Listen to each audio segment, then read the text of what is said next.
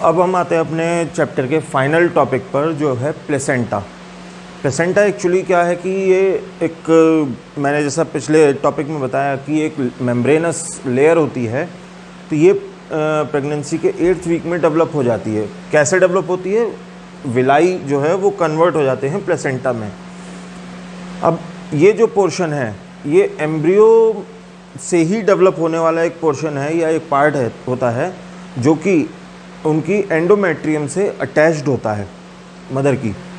ठीक है, अब इसके फंक्शंस क्या क्या हैं या क्यों ये इम्पॉर्टेंट है, मैं एक चीज़ यहाँ मेंशन करना चाहूँगा कि प्लेसेंटा एक बहुत इम्पॉर्टेंट टॉपिक है, तो इसलिए ध्यान से इसको समझ के पढ़िएगा। तो पहला फंक्शन जो है इसका वो है कि ये एक प्रोटेक्टिव कवरिंग का काम करती है। प्रोटेक्टिव कवरिंग मतलब सिक्योरिटी देने का काम करती है। मतलब ये क्योंकि चारों ओर है तो अंदर एम्ब्रियो को कोई परेशानी नहीं होती किसी भी तरीके की। सेकंड चीज़ आती है कि attaches embryo strongly with ovary, यानी कि ओवरी के साथ ये एम्ब्रियो को अटैच रखता है, स्ट्रांगली, टाइट, मतलब स्ट्रांगली उसके साथ अटैच रहता है। तीसरा आता है कि मदर से जो न्यूट्रिशन जितना भी आ रहा है वो केवल और केवल प्लेसेंटा से ही होकर आता है। मतलब अगर जो फूड आ रहा है एम्ब्रियो के लिए, जो पोषण आ रहा है, पोषक पदार्थ आ रहे हैं, जो खाना आ रहा है, वो कहाँ से आता है? प्लेसेंटा से। सेम नेक्स्ट चीज़ है कि गैसियस एक्सचेंज जो होता है वो भी कहाँ से होता है? केवल और केवल प्लेसेंटा से। मतलब जो गैसेस आ रही हैं, यानी कि ऑक्सीजन जो चाहिए वो भी प्लेसेंटा से आएगी, और जो कार्बन डाइऑक्साइड डेवलप हो रही है वहाँ पे बन रही है वो भी प्लेसेंटा के थ्रू ही बाहर जाती है। क्यों ये कार्बन डाइऑक्साइड का बाहर जाना इसलिए ज़रूरी है क्योंकि अगर कार्बन डाइऑक्साइड वहाँ पर इकट्ठी हो जाएगी तो वो एक तरीके से पॉइज़न में कन्वर्ट हो जाती है। और पॉइज़न होने का मतलब ये है कि ये जो फीटस है या हमारा जो एम्ब्रियो है वो वहीं पर टर्मिनेट हो जाएगा, ख़त्म हो जाएगा। नेक्स्ट क्या आता है?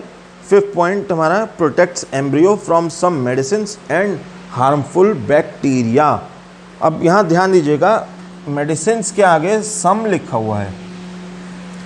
तो एक्चुअली क्या होता है कि कुछ दवाइयाँ मदर को लेनी पड़ती हैं प्रेगनेंसी के टाइम पीरियड में। उनमें से कुछ ऐसी होती हैं जो कि हार्मफुल होती हैं एम्ब्रियो के लिए। तो उन हार्मफुल मेडिसिन से बचाव करने का काम कौन करता है? प्लेसेंटा। और इसके साथ साथ अगर इन केस मदर की बॉडी में कुछ बैक्टीरिया डेवलप हो गए हैं जो हार्मफुल कैटेगरी में आते हैं, उनसे भी ये बचाता है एम्ब्रियो को। नेक्स्ट क्या आता है कि ये एक हार्मोन सिक्रीट करता है, क्रोनिक गोनेडोट्रोपिन हार्मोन, CGH। क्या है? CGH। अब इसका काम क्या है? कि इसका काम ये है कि ये जो हार्मोन है ये जो मदर की मेमरी ग्लैंड्स हैं उनमें ग्लैंडुलर टिश्यूज़ को डेवलप करता है। अब डेवलप करने का इफ़ेक्ट क्या पड़ता है कि जो मेमरी ग्लैंड्स हैं उनका एक तो साइज़ बढ़ जाता है, उनमें छोटे छोटे पॉकेट्स बन जाती हैं, पॉकेट्स या पॉन्ड्स बन जाते हैं। जैसे मैंने बताया था, मिल्क पॉकेट्स कहते हैं जिनमें मिल्क आके भर जाता है, या ये कह सकते हैं कि मिल्क वहाँ पर प्रोड्यूस होने के बाद उनमें भर जाता है, और बर्थ के बाद वही मिल्क जो है वो मदर अपने बेबी को पिला देती हैं। नेक्स्ट चीज़ आती है, नेक्स्ट इम्पॉर्टेंट फंक्शन आता है कि एम्ब्रियो की जो नाभि होती है वो अम्बिलिकस कहलाती है।